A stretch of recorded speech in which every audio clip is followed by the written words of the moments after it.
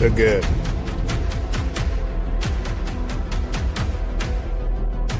the bad, the ugly, in the name of awareness and advocacy.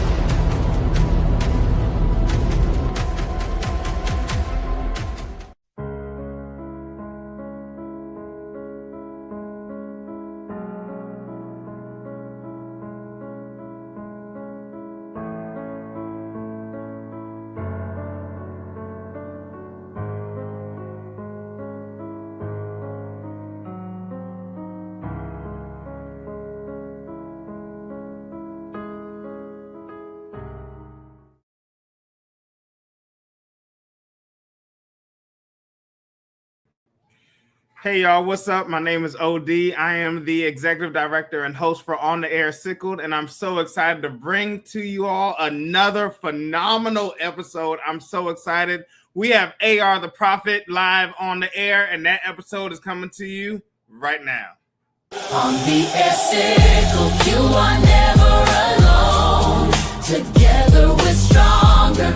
Together we've grown. On the Air Sickled, where love shines through. Awareness, compassion for me and you. On the Air Sickled. Welcome back, everybody. Welcome back to On the Air Sickle. Listen, I'm so excited to have Demetrius Wyatt on the air. He is going to be joining us, also known as AR the Prophet. Listen, this dude is everywhere, and I'm going to talk to him about it. I'm going to ask him the questions that'll keep us going. It's going to be fun and exciting. Listen, before we dive into that, I do want to give a special shout out to our sponsors. This episode is brought to you by SCMA, Sickle Cell Medical Advocacy. Listen, Sickle Cell Medical Advocacy is doing what needs to be done to make sure that you are educated, that you have the tools that you need to be able to navigate the medical system. So if you need support, if you feel like they're not listening to you, the nurses, the doctors, if you feel like you need an extra hand in the fight, contact Sickle Cell Medical Advocacy today by going to sicklecellmedicaladvocacy.org. Listen, there is a healthcare navigator that is willing to be there for you and fight the fight on your behalf. Thank you, Sickle Cell Medical Advocacy.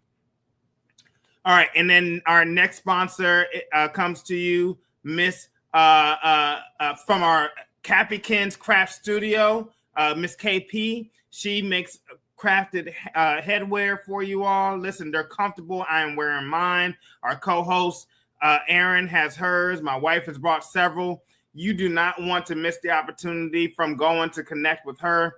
Please make sure that you support her. All of her efforts go towards supporting the community as well as On the Air Sickle. So we're really excited to partner up with KP and her craft studio. Listen, you guys, the weather is changing outside. All right, it's getting a little colder, so we want to make sure that we are bundling up. Make sure you get your heated jackets. Make sure you're drinking your fluids. Make sure you're taking your medication. Today's weather is going to be a high of 55 degrees and a low of 48. Tomorrow, we are looking somewhere around 57 degrees and a low of 48. So listen, it's getting colder outside. We are entering into November and soon December, so make sure that you guys are staying warm. Get the long johns out if you need to. Don't end up in the hospital, and don't give the people our money. All right. Without further ado, I want to bring on our very special guest, AR the Prophet. You are live on the air. Hey, let's go. Blessings. OD, what's up, man? How you doing today?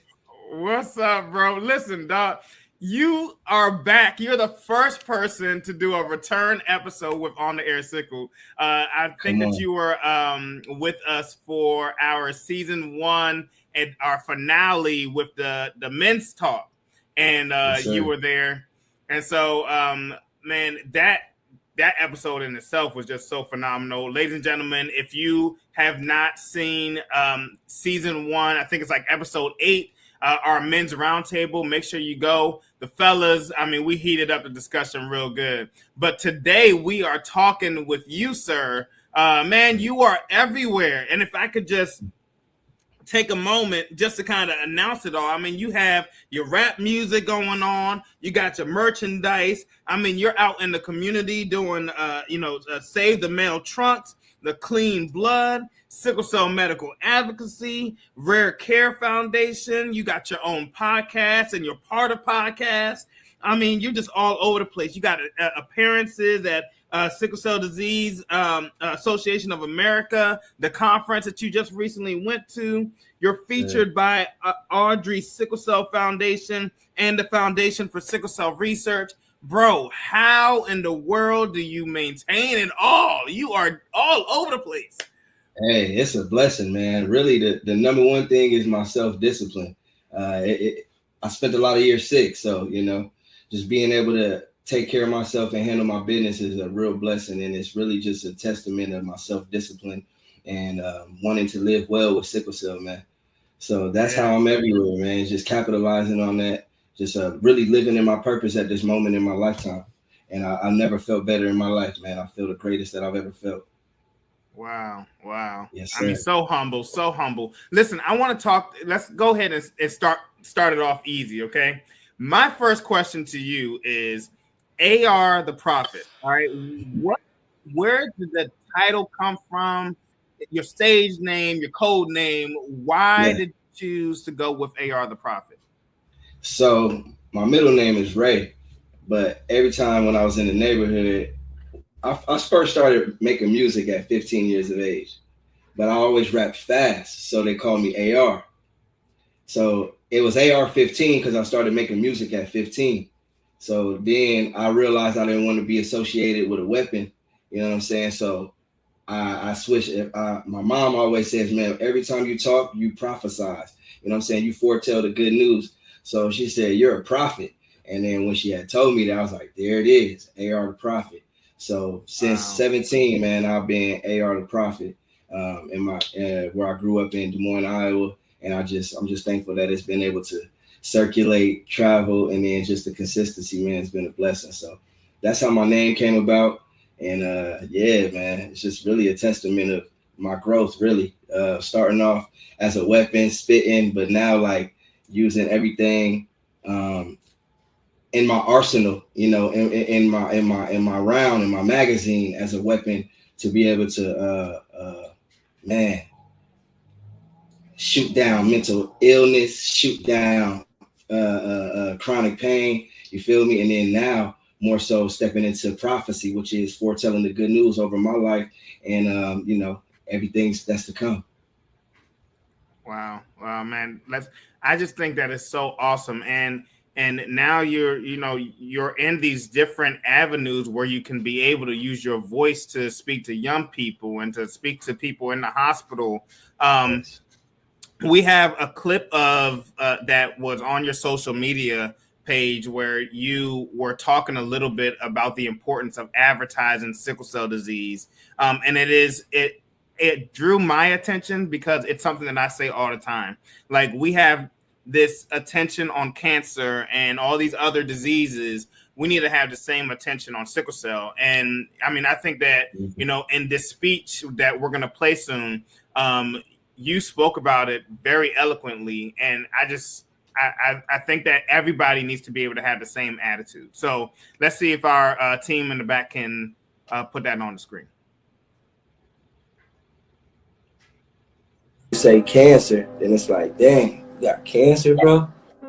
Yeah. You know what I'm saying? Man, how long you got? You know what I'm saying? It's like a heartfelt thing, empathy. And that's how sickle cell should be. You know what I'm saying? It should be like, damn, bro, you got sickle cell? Well, what type? Yeah. What type of sickle cell you got? You got SS, bro? Yeah, what you doing with that, man? That's serious. You know what I'm saying? But it's not. And I just, I want to get people to understand, man. Sickle cell is serious, man. Fighting for my life, born into this world. Fighting for my life, on my knees every night. Praying for my life. Sickle cell rare got me fighting for my life.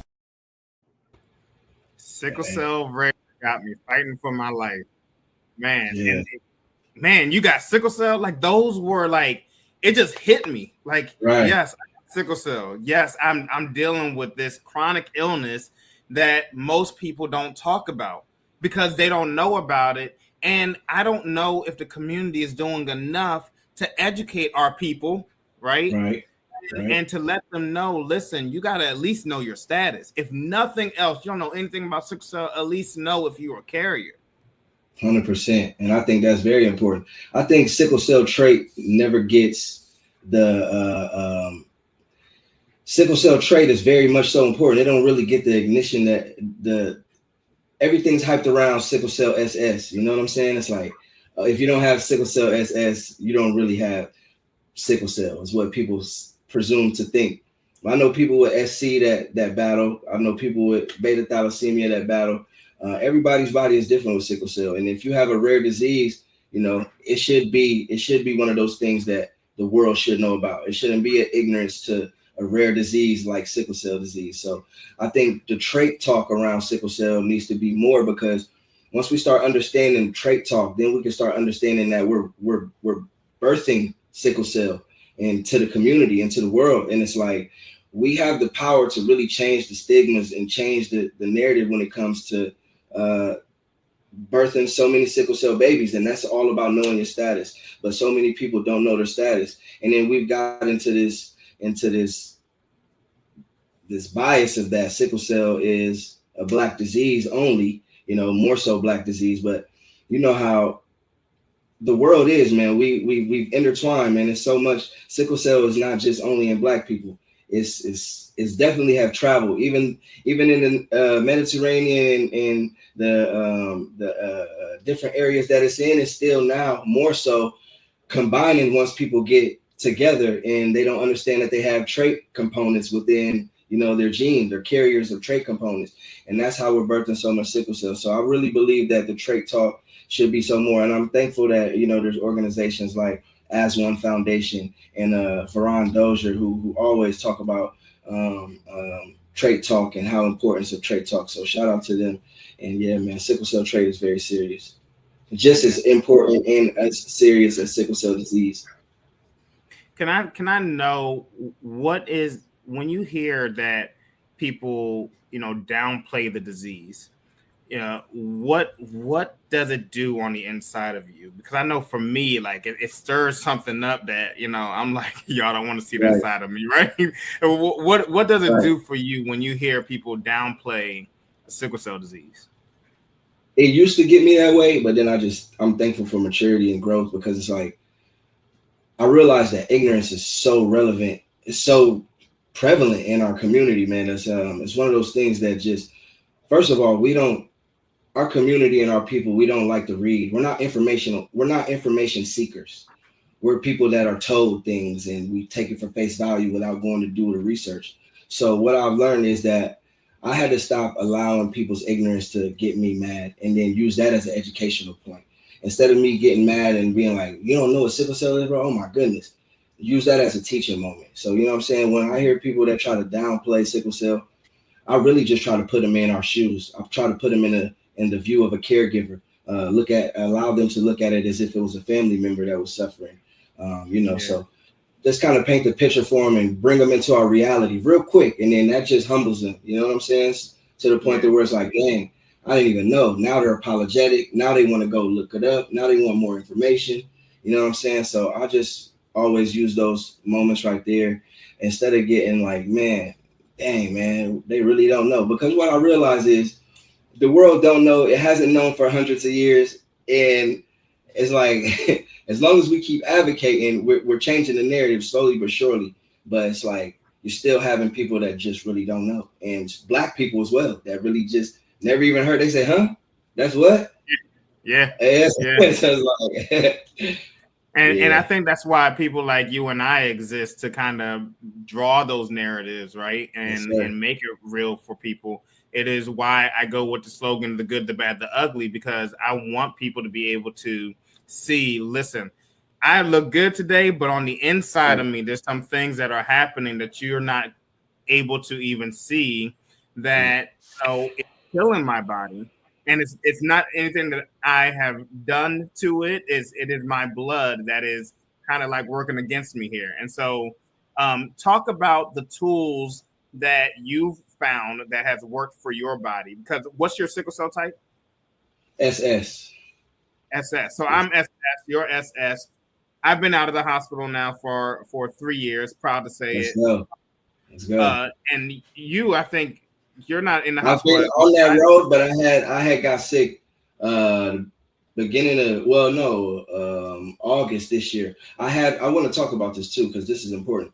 I had what's called marijuana and toxicity, where it was too much cannabis that I consumed, and it was too much of a oral consumption.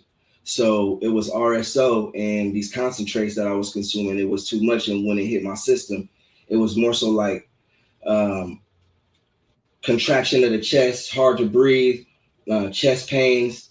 I had my whole body, man, just started having pain. So I want to educate people, because I know that I'm big on talking and educating on cannabis. And I use the slogan cannabis over prescriptions, only because it's healthy, you know what I'm saying, alternatives and not so much more chemical. And I want to let people know that when you're ingesting these natural remedies, that you have to be aware, and that you have to start low and slow, and that you can't just overdo it because you think it's a natural thing. There are side effects. There are things that are called marijuana toxicity, to where you can consume too much and it can have you feeling reverse effects instead of medicinal effects. So I wanted to say that as an educational piece. But as far as that, I've definitely been out of the hospital with no crisis. I don't have any pain crisis, and all of that. The tools that I've used for that is my nutrition, man, my balance and diet, and understanding what real food is. I had to unlearn and relearn, like, my body, start eating according to my blood type. Also started eating more alkaline foods. I haven't eaten beef in going on 3 years. Pork has been about 10, 12 years for pork. And just start understanding my body and its triggers. Most of the triggers that came from my sickle cell was the food that I was consuming. I was always eating fast food, processed foods, sugary, no water intake. And then the water that I was drinking was dead. It had no type of hydration in it. So just learning that now I incorporate coconut water, natural electrolytes. I juice. I'm juicing every Sunday. I juice. I beet juice for my hemoglobin, keeping my hemoglobin up. Also a green juice that I do that's also good for blood pressure, skin, immunity, and just really just switched up my intake, man, allowing herbs to be able to heal me when I'm feeling down and out. So I'm an herbalist. I grow herbs right here in my backyard, man. I have 13 plants growing, and wow. Man, I've been growing food. I just harvested my first 2 pineapples, peppers, tomatoes, all of that good stuff. So that was the switch for me, really just understanding my intake, man. My intake was always off. And as the Black community, we don't really have an understanding on what real food is and what it looks like to consume healthy food and live well. So naturally, we give ourselves illnesses by the way we eat. So just switching all of that intake up, just, you know, stepping away from what I learned, what I love to eat, and what I've always been, you know, taught to eat and brought to the table, switching that up, man, and eating foods that really break down and produce energy for me, and then also not consuming foods that's going to break down and cause inflammation for me. So what? All right, let me ask you this: what was for dinner last night? What you eat for dinner last night? I ate one meal yesterday. So let me tell you, last night I had jasmine rice and a salad, chef salad. That's why I didn't eat no meat yesterday. Not one drop of meat did I eat yesterday. You see what I'm saying? I had a whole half a papaya. I had a half a papaya. I had 2 beet smoothies. I had 1 whole coconut water. And I had at night, and it wasn't even at night. It was at 6:30. Jasmine rice and a salad, man. And now I'm full of energy today because I allowed the food to digest, you know what I'm saying, process before I laid down and went to sleep. Woke up now, have energy today. I done already 4 hours with kids at a birthday party. I got another event to go to tonight at 6 o'clock. I'm here doing this. My point is that the food that I consume converts into energy, and I'm able to be productive and handle my business throughout the day. In the past, when I just ate what I wanted to and what was relatively available and what we call conveniency, right now food where I order at this window, drive around, pick up at the next window, those are the foods that always kept me lethargic, down, you know what I'm saying, tired, inflammation, pain, crisis. So just switching it up, man. Now I'm able to handle my business. So that was the switch for me. Wow. So okay, was it a hard transition for you to get to this place, for you to be like, because you said Yes, you were going for the fast foods and stuff like that, Yeah. and now you're kind of on this trail for discipline. Yes, sir. And that's what it takes. And that's what I learned. I looked at myself like, what is a man without discipline? Wow. What is one who just has free will at all times and just does whatever he wants? Like I feel like, bro, honestly, I feel like it's a joke, because a man with discipline is a calculated man. You know what I'm saying? Is a man that's thinking about his tomorrow and not right now.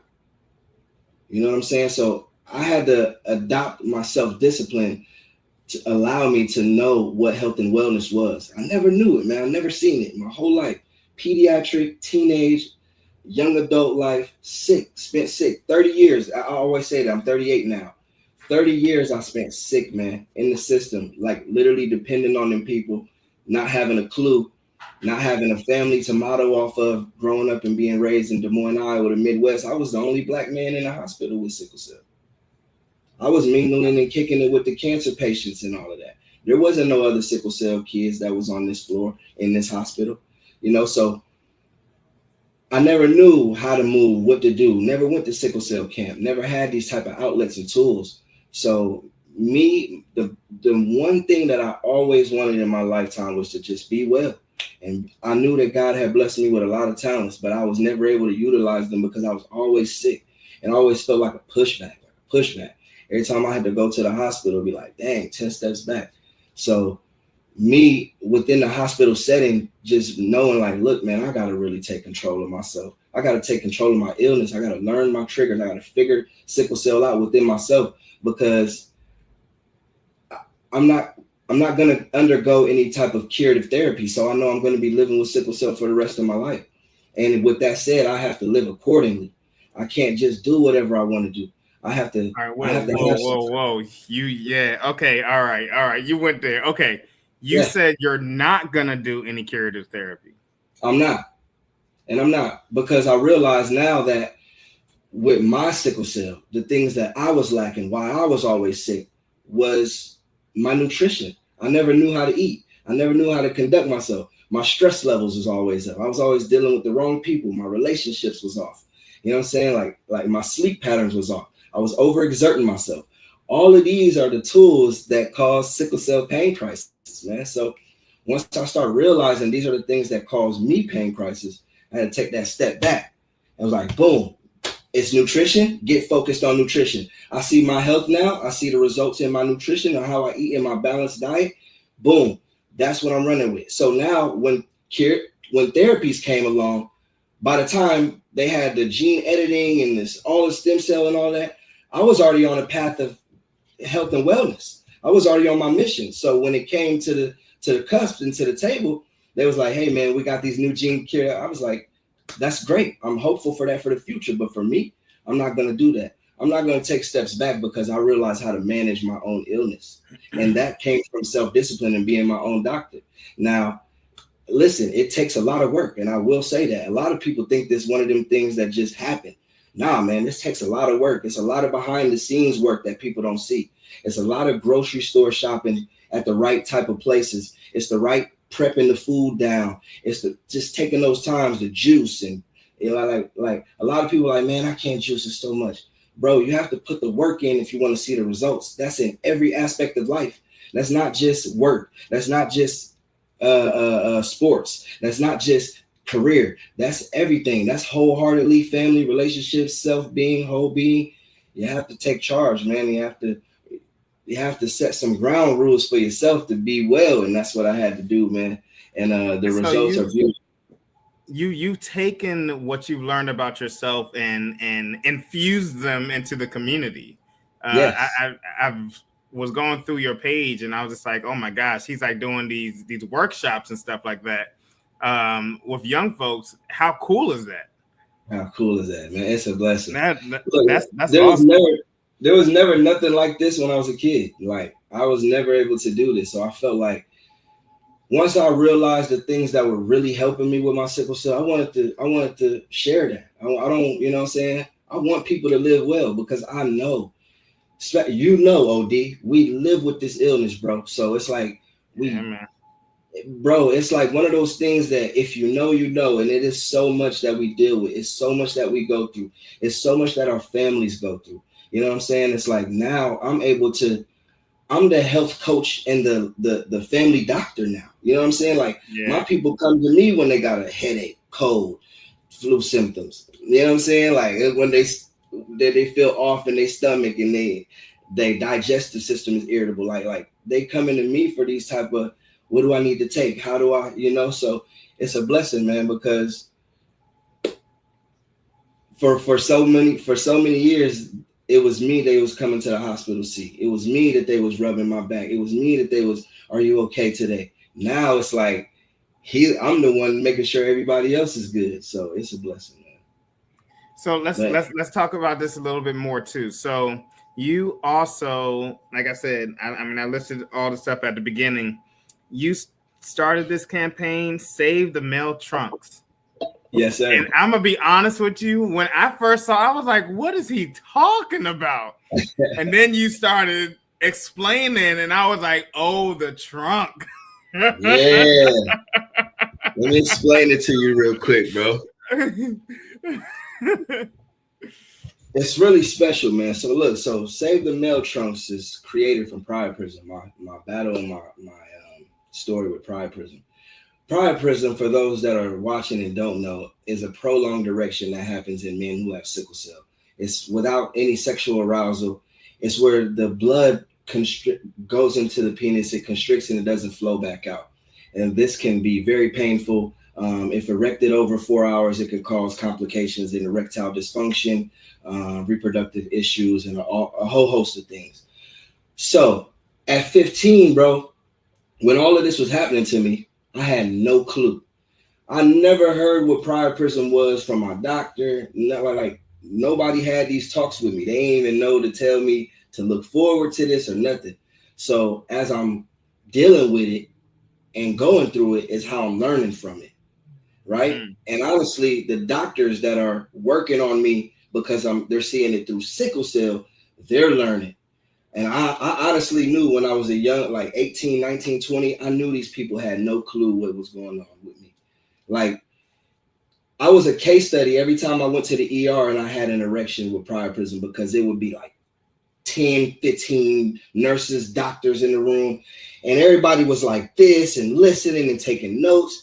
And the doctor would walk in and say, listen, man, I know this is very embarrassing for you, but this is very unique situation. And there's doctors and nurses that would like to come in the room and, you know, see what's going on, take notes. Is that okay with you? And me at going through all of this, I'm like, yeah, bring them in. You know what I'm saying? Like, yes, I need them to know, because we all need to know what's going on. I need more note taking. So going through all of this, man, I battled with priapism for a strong 16 years. When I was 17 and 18, it was out of control to the point that they tell me they want to have surgery. Now, they didn't give me the real notation of the outcome of the surgery. So all they kept on saying is, once you have the surgery, you won't be able to consume kids. You might not even be able to use it anymore. It might not work. These are what the urologists are telling me at 18, 19. And I'm like, bro, ain't no way. So I pushed off the surgery, bro, 13 years. To the point to where it got out of control, right? And I was abusing it. I was abusing the priapism, because naturally, as a young man, you're going through these episodes and you think, okay, I'm so erect. The only thing to, get an erection down is to ejaculate. Naturally, in a man's mind, ejaculate, it'll go down. So when having sexual intercourses and relationships, bro, I was abusing it. It was becoming a problem. It was enhancing it to the point to where I got to go to the ER now after this. You know what I'm saying? I developed so much scar tissue that I had to have 2 surgeries, man. And this was like, it went from intermittent priapism, non-ischemic, to ischemic. And ischemic is like the worst of it. It's like no flow. It's bad, bro. You're on the verge of erectile dysfunction, no use. Only thing it's doing is getting erect, staying that, and very painful. So I had to get the surgery, man, because I was at a point in life where my life quality was so bad, I wasn't able to sleep. It happens at night, you know what I'm saying? So your sleep pattern is always off. During all of this, man, I went to film school at the Art Institute of Atlanta, and I had my camera, man. I'm like, man, this is so significant. I got to document this. I spent 30 days on my way to the hospital dealing with priapism. I'm talking, I got my camera rolling. I spent 30 days in there. I said, I'm not leaving this hospital. It's on YouTube right now. A Day in the Life of a Sickle Cell Soldier, Priapism Edition. I got my camera and I'm filming. And I'm letting it be known I'm not leaving this hospital until these folks help me. You know what I'm saying? Until they get this taken care of. And finally, man, there was a urologist that helped me out during this whole process. And the first surgery that we did was unsuccessful. It's whatever device that they put in me got infected, and we had to go in and do another surgery, bro.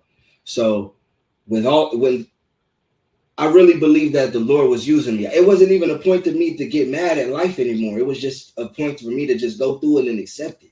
Like, you know how heartbreaking that is as a man to have one surgery on your manhood. You know what I'm saying? So it's like, talk about it's it. like, yeah. I mean, I felt like, man, I was like, Lord, I don't know what you got going on, man, but use me. And that was my prayer. Use me. So while I was going through it, man, my creative process was just on point. Everything was just clicking. It's like, film this, write this. The songs came. After I had the surgery, I went to the Warrior Convention in Texas, and they crowned me prom king. Now, with that stipulation comes, we'll give you a platform to be able to educate on anything that you want to talk about through sickle cell. Wow. Dr. Bailey, shout out to Dr. Bailey, man, and the Sickle Cell Consortium. This was 2018. And she says, Demetrius, I'm gonna give you a platform to talk about anything you want to talk about. She said, what do you want to talk about? And I said, I want to talk about priapism. She said, I love it. What are you gonna do? I said, I'm gonna educate in a different way. She's like, how is that gonna look? I said, I'm gonna create something that's gonna, because when you think about priapism, man, it's one of those things. It's vulgar. You know what I'm saying? It's vulnerable. It's like, I don't want to be in your face. You know what I'm saying? With your man. Let me show you what we go through. Let me tell you something, man. I really, you a fool.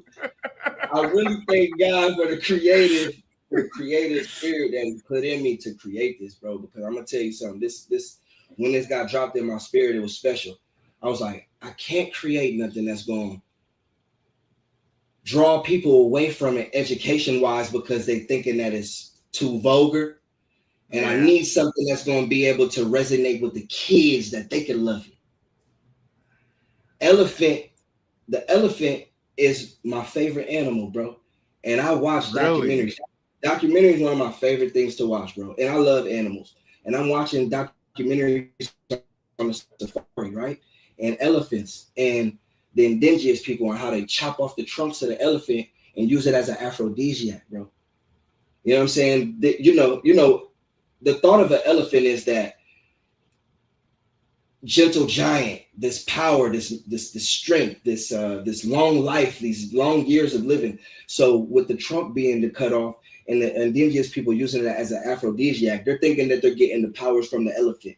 You know what I'm saying? So when I'm watching this, bro, I'm like hurt about it. I'm torn by it. You feel me? Because this is the main way that the elephant balance, calls, eats, drinks, showers, all of that good stuff through the trunk. Nurtures, guides the baby elephant along the way, all of this stuff. And while I'm watching this, bro, it dropped in my spirit like, bro, that's reproductive health issues. That's the man, that's the symbolic measurement of that is like the man reproductive. So with priapism, with my going through surgeries and getting my male reproductive almost feeling like not castrated, but in a sense, surgical procedures worked on, slicing, dicing, pulling out, taking out, scraping. Within all of that, I'm like, bro, that's it right there. So instead of save the elephants in the safari, it was save the male trunks. And then instead of saying save the male parts or something like, I use the trunk as the representation of the elephant. Now I want to show this. The elephant, I designed this. You see how it's two-tone, right? The two-tone is the representation. This part right here, if you look a little closer, it's the representation of the shaft of the man. If you could pull up the what's the name and put it back on. Let me do this. I'm gonna take this blur off real quick. Let me take this blur off.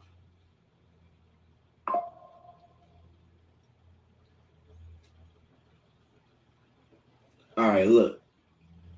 So, cue me back up one time. Bingo. So, looking right here at the elephant, it's two-tone. This is the part that I represented from the, and then you see all the slashes. That's from all the battle scars and the battle wounds that we've been through, right? The two-tone is the representation. So I still use the representation of the elephant in the safari with them chopping off the trunks. Boom, I still showed love to that. And then I two-toned it. If you look at this, it actually, the way that I designed it gives it that penal figure look almost at the trunk, right? And that was the representation of save the male trunks. The yellow eyes had represented the jaundice within sickle cell, right? Yeah, that was everything. I didn't realize it was so detailed. I was paying attention to the trunk. Yeah. So it's so much that I put into that because I wanted it to be symbolic to everything that we embody and everything that we go through. And man, I'm just thankful that it came out to be that, man. Save the male trunks. It's an educational toolkit, man, of what priapism is, what to look for caregivers, you know, and what to do before having to go to the emergency room. And also it gives education on what to look for, try to find a urologist who specializes, who's seen this, you know, within sickle cell.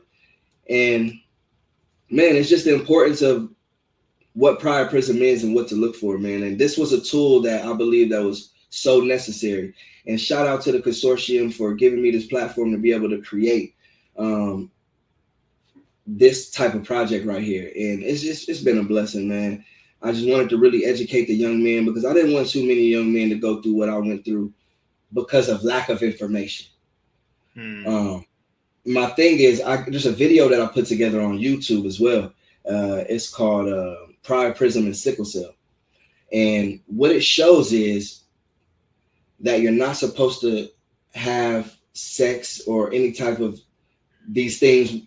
It's just giving a play-by-play on what not to do, what to do when dealing with priapism. So I wanted to use that and help people, man, help the kids, and definitely just help the caregivers, because the caregivers are like, I'm at the point in life where I'm getting direct messages that these are going out, and I'm thankful. I got to say this. I've been able to send out close to 400 boxes of Save the Mail trunks across the globe. So that's been a blessing, man, to be able to get these boxes into the house of these young warriors. And you get a T-shirt, the brochure, a handwritten card from me, letting you know that priapism is a complication of sickle cell. You know, nothing to be ashamed about or embarrassed about, but just learn it and learn, you know, how to deal with it and manage it to the best of your ability. Also coming with a Save the Mail Trunks custom bracelet, some magnets and stickers. And yeah, man, I just wanted the young warriors and the older warriors to know that they were not alone on this journey, this vulnerable journey. Because, you know, pain and mental health can also be a real thing that we deal with sickle cell. But priapism, man, it's a whole different beast. It's a whole different type of monster, bro. It's like, yo, I don't want to talk to nobody about this. Who's going to understand? What are they going to say to me? And I just thank God that now, man, I'm able to go to different states, talk to these young men, talk to the parents, talk to the caregivers. And, you know, people are actually opening up. Yo, OD, I got men that are like 30, 40, 50 that have dealt with this, that's never talked to nobody about it. I got men that are 30, 40, 50 in these support groups that their doctors never talk to them about priapism. Some of them are like, man, what is that?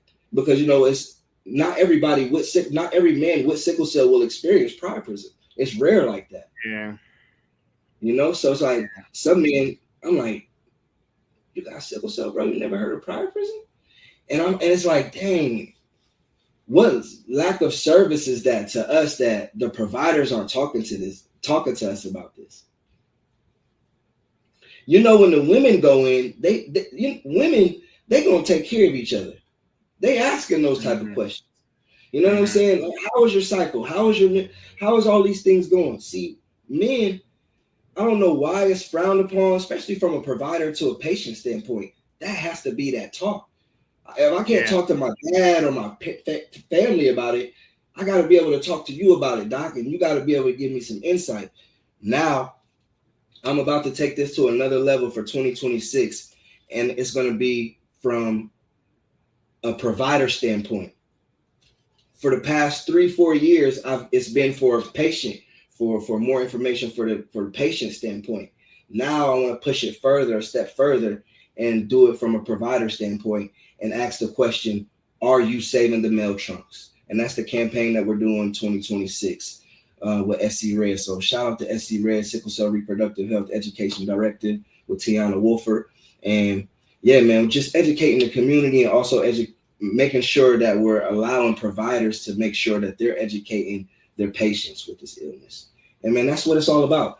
And that's exactly why I created this, for nothing else but awareness and education, so that people have an understanding on what's going on and how to better manage it to the best of their abilities. Bro, let me tell you, I want my team to connect with you, bro, so that, because listen, you're in Florida, you're one man, and I know you got stuff going on and everything like that, but if we could advertise it, if we could share that with you, I want to be able to do that. I think it's so important. I mean, I had my first, I want to say I was 14, but I know people parents who are like, my son is dealing with priapism, and he's 6. And I'm just like, it can happen at 3. It can happen at the age of 3, fam. Like in my studying and readings, the earliest case study that I've seen with priapism is the age of 3 years old, bro. And the most simplistic way to describe it for those who don't or are still kind of questioning what in the world, it is a sickle cell pain crisis. If you can imagine your worst sickle cell pain crisis in the male organ, you know, like it is excruciating pain. There's no other way to describe it. Yeah. Listen, I want to move on. You also are a sickle cell healthcare navigator through our partner, Sickle Cell Medical Advocacy. I mean, again, with everything that you have going on, your rap music, you know, your advocacy, your self-advocacy, and then your global impact, it just seems like being a member of Sickle Cell Medical Advocacy just kind of fits right in, right? You and I both work for Dr. Simone as healthcare navigators.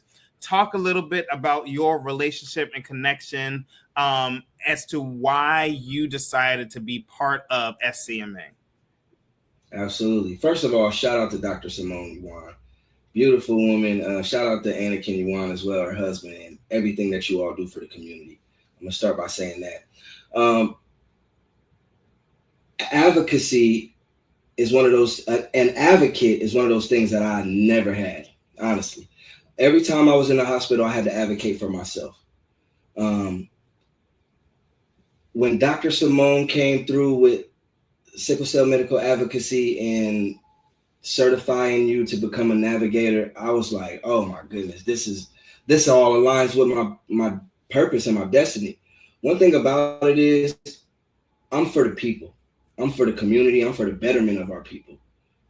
Hands down, nothing else. I'm not for myself. I'm for the betterment of our people because I believe as a whole, as a people, we can do so much more. Like you said, I'm one person, you're one person. Yeah, that's fine. We can make a little bit of noise, but together as a people, we can do so much more, man. I wanted to be able to be a certified navigator and learn more about sickle cell than I thought that I knew. And with SCMA, the whole course allowed me to know that I didn't really know as much as I thought I knew about sickle cell.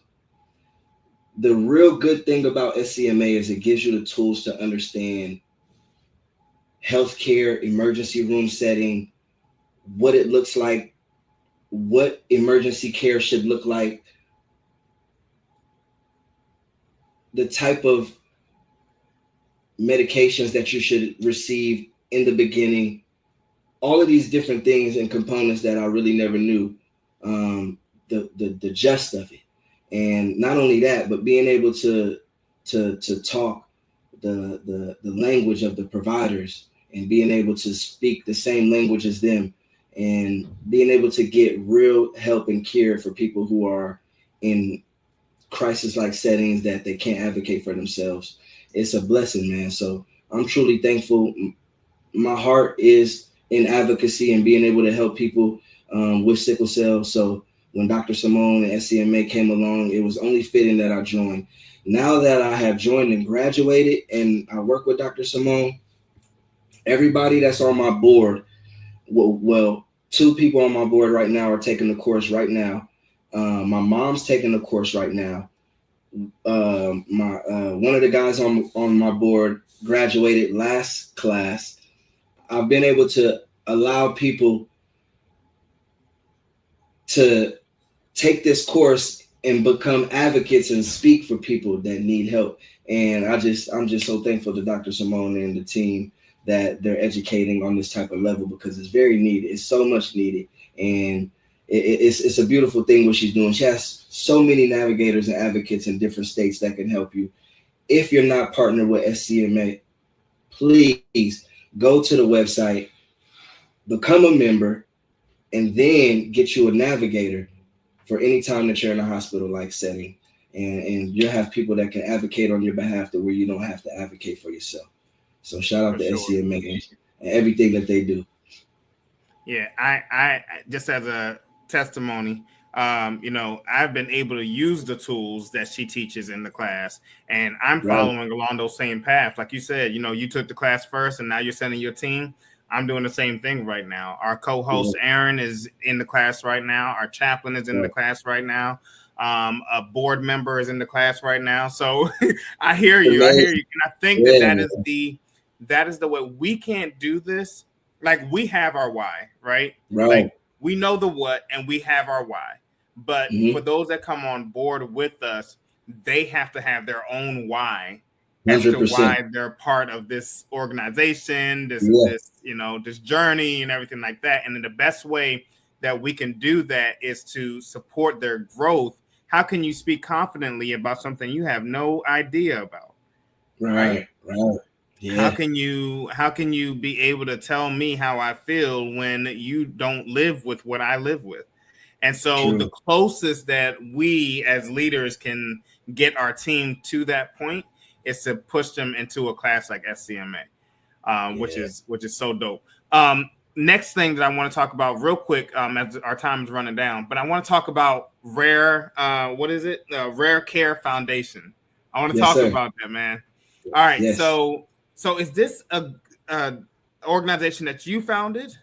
Yes, I found it. It's nonprofit 501c3 right here in Orlando, Florida. Yeah, I love it. The one thing that I love about the logo is AR is right there in the middle. I love that. That is so dope. So talk about it, man. Talk about what is Rare Care, man. So Rare Care, man, is rarely taking care of yourself. It's not healthcare. It's educating and understanding healthy alternatives on a holistic level. It's nutrition education, it's transition education, it's the tools that you need to be able to live a well life, not healthcare, but rare care. And what that looks like is, like we've been talking about this whole time, self-discipline, staying on top of your illness, knowing what that looks like, and managing it to the best of your ability. What we do is we want to educate through nutrition. So right now we're working on getting a food truck. That's our short-term goal, and our long-term goal is to build a community wellness center right here in Central Florida. That'll be open and available for everybody that has sickle cell, and also the community, just showing what community health really looks like, man. Wow. And so let's talk about your team. So you're talking about holistic nutrition. Yes. Is there a member on your team that is like a certified holistic nutritionist, or is that the direction that we're going in? That's the direction that we're going in. I'm about to be nutrition certified, so I'm about to be a certified nutritionist. Yes, sir. Thank you. And we have she's about to be a nurse practitioner, Whitney Footman. Man, just great woman. She's from South Carolina, Zeta woman, and she's just phenomenal, man. She has a heart for sickle cell. She has a heart for community, and she has a heart for health and wellness. And also the rest of the guys on the board, man, they're special as well. Jacob Stoll, I've been working with this guy for the past 8 years, and man, very, very humble guy, loves rare disease through me, and he just will tell you how much that he's been inspired and motivated through health and wellness just by watching me and my journey from when he first met me to right now. And another board member of mine, Jason Lenius, he's a sickle cell warrior as well from Haiti.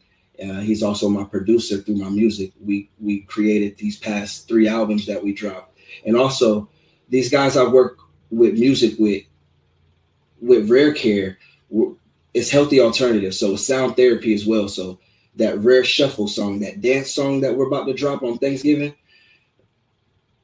that line dance song is created by all 3 of us on the board.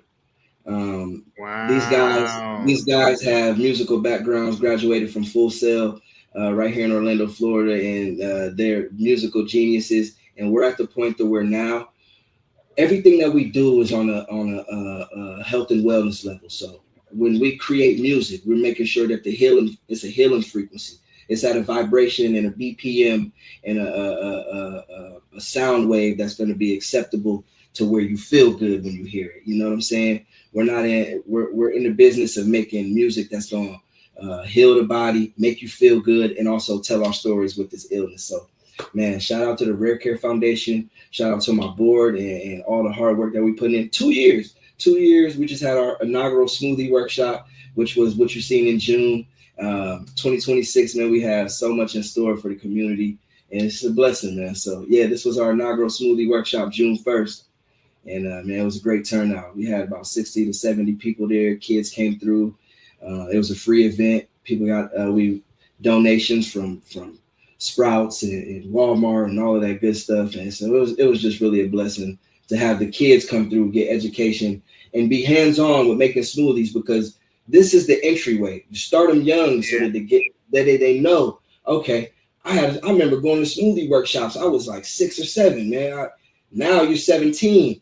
Keep and they still utilizing those same traits and trees. So that's the Rare Care Foundation, man. Just educating and doing this on a holistic health level, healthy alternatives.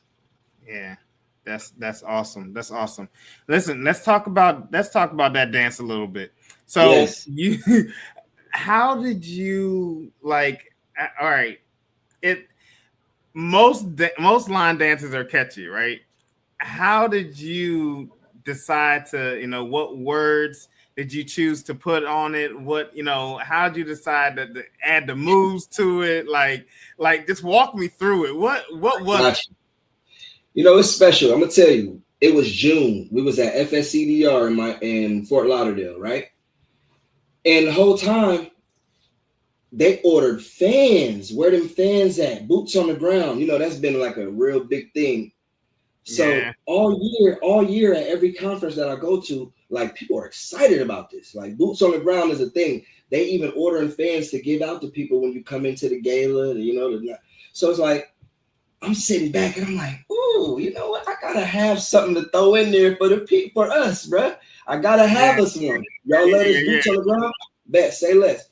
I'm sitting at the table, round table. We're eating lunch, and they're playing it in the background. I said, next time y'all see me, I'm gonna have a dance song for us to be dancing to, a line dance song. And everybody at the table was like, what? Yo, OD.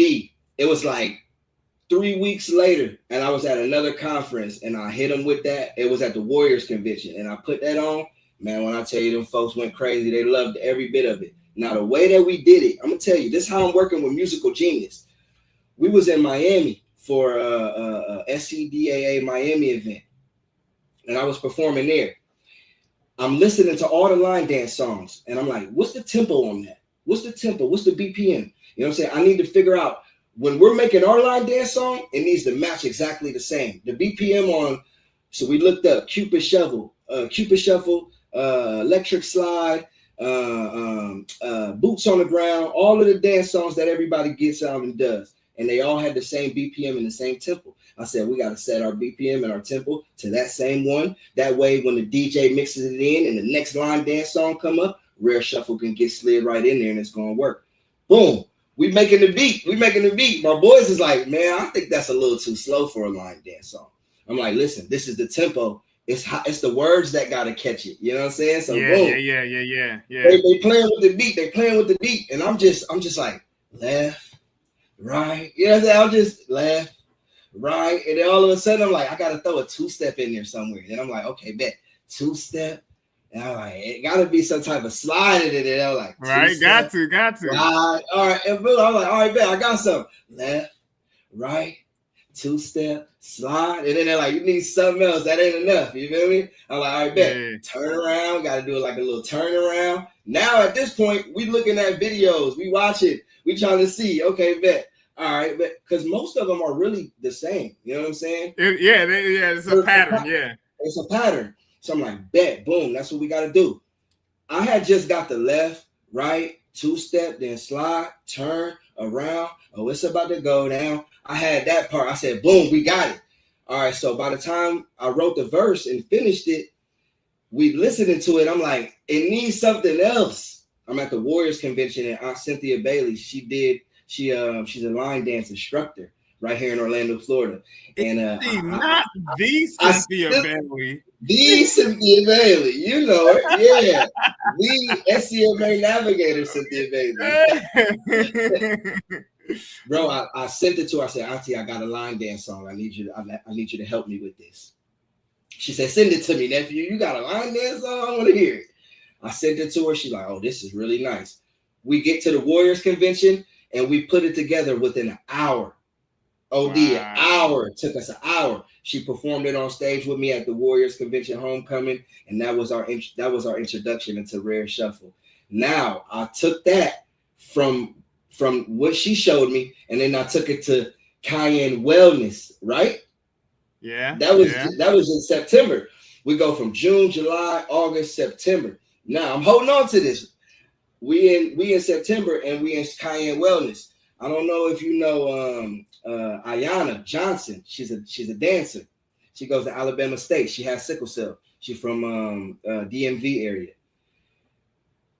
She hears the song at the convention, at the Warriors convention, and she's like, "Ooh, bro, you gotta send me that. I gotta do something to that." I'm like, "Bet, right?" So we get to Cayenne Wellness, and she's there. I'm like, "Yo, we gotta get the rest of this dance down." Her and Devonna, she's another sickle cell warrior. She's from Kansas City. They came together, man. All three of us, them girls, got the first part of it down. So grab a soldier, let's get closer, let's get down tonight. You slide, I slide, we slide. And boom, they got that part down. That's the only part that was missing. They added that. I added the left, right, left. What Aunt Cynthia showed me. Now we got the whole song and the whole dance. So I was like, let's do this. Here at On the Air Sickled, you know, we can't just talk about it. We got to be about it. So we have a little clip of the dance. You ready for this? Let's go. Right, let's show it. Let's show it. Let's see what you got. We slide, right, two-step and slide, turn around. Oh, it's about to go down. Left, right, two-step and slide, around. Come on. Oh, it's about to go down. It's about to right, two-step and slide. Look, I'm finna put out the whole video on my IG so y'all can know how to do it step by step. The song is releasing on Thanksgiving Day.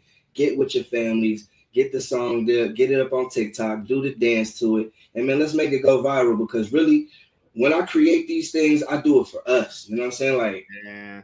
Rarely people do stuff for us, but when I do these for us. So every time when I create, man, it's for us. Let's make this go viral, crazy, just like boots on the ground, because it's special and it's something that we could dance to. It's one of those things that get the heart going, you know what I'm saying? Get active, and that's what it's all about, living well with sickle cell. So even on the verse, I said, now usually I don't dance, but I feel the love. Red bottoms on my feet, finna cut a two-step with the soldiers, now they watching us. Get your cheeks out the seat, come and step with us. You know what I'm saying?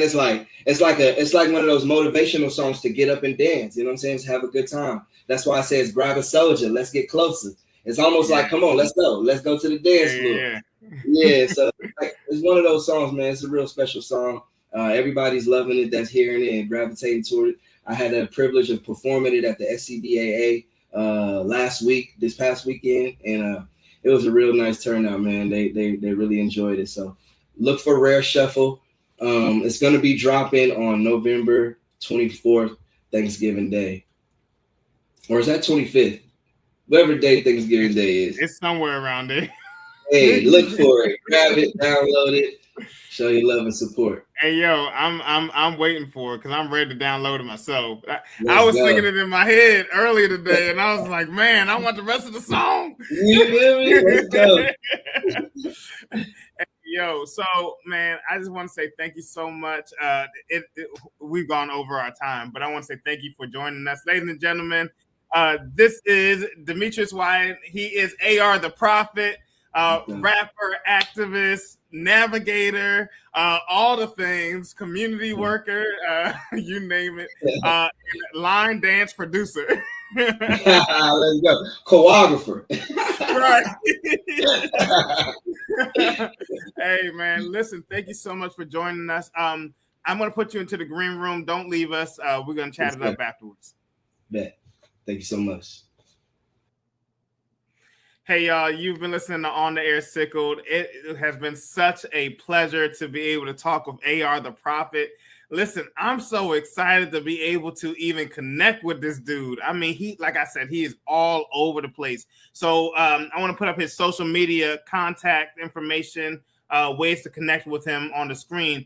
Please make sure that you reach out. If you need, any information, email him, connect with his team. Man, like he said, the Rare Shuffle is coming out, so he's building a community. Even if he don't know you, you can still get on a dance floor and dance. So excited for that. Again, special thanks to Dr. Simone and Sickle Cell Medical Advocacy for their continued partnership with On the Air Sickled. It is an honor to be able to have a doctor to be able to speak directly to you all here on our podcast. Listen, if you need a healthcare navigator, it's real simple. Like AR talked about, go to the website, become a member. We're going to line you up with a local or regional, I should say, healthcare navigator that will speak to the medical professionals on your behalf so you don't have to fight this chronic disease by yourself. So excited to be able to have that partnership with her. Again, special thanks to Cappy Ken's Craft Studio, KP, who designs these caps by hand, y'all. I mean, sometimes it takes her all day, depending on the design. It is comfortable. It's warm under here, especially since it's getting colder outside. You definitely want to make sure that you go and connect with her. She has an Etsy account, so just type in Cappy Ken's Craft Studio so that you can link up with her on her page. And then finally, I want to talk a little bit about On the Air Sickled. We have a 3-layered vision here at On the Air Sickled. So number one, of course, is for our continued growth and development. Listen, to be able to broadcast people like AR on screen, to all the highlights that you see, and the content that we produce, it costs funds, y'all. I'm not gonna, sugarcoat it. We need your support. On the Air Sickled is a nonprofit organization, and we're looking to air the good, the bad, the ugly in the name of awareness and advocacy. And the only way that we can do that is through money. Money makes moves, right? So hashtag money makes moves. Hashtag that one. Listen, the second thing is to support sickle cell research. All right, sickle cell research, development, and education. As you heard AR talk about, listen, he's out there on the streets. He's telling people about nutrition. He's telling them how they can beat this illness and still live with it and strive and feel alive. Listen, you can do that too, simply by giving to an organization like Rare Care Foundation or On the Air Sickled. You don't want to miss the opportunity to partner up with us and make an impact in the lives of someone dealing with sickle cell disease. And then the last thing is the Flip the Bill campaign, which is near and dear to my heart. Listen, imagine a warrior who is a father, who is a mother, who is a provider, and suddenly they are trapped and they are stuck in the hospital because they need care. They can no longer work. They can no longer provide for their family. What if they were to come onto the show, share their story, and On the Air Sickled was able to flip the bill for their next doctor's appointment, or to carry the cost for that emergency room visit? Listen, by donating to an organization like On the Air Sickled, you not only lift the financial burden of those that are dealing with this rare disease, but you also help to support a family. I would love the opportunity to be able to provide a week's worth of meals for a family whose provider loved one is in the hospital getting treatment. Something less that we have to worry about. And also understand that the things that impact sickle cell disease is stress. If I'm in the hospital and I can't care for my family, that could be very stressful. So by donating to the Flip the Bill campaign, that helps our organization to be able to save a family, one family at a time. Listen, if you want to connect with On the Air Sickled, you can go to our website, www.ontheairsickled.com. This is your opportunity to be the next guest live on the air. Go to the Share My Story link, fill out a few details of yourself. Let us know who you are, why you want to share your story, and what the challenges are that you want to air out. And our team will get in contact with you, and you could be the next guest live on the air.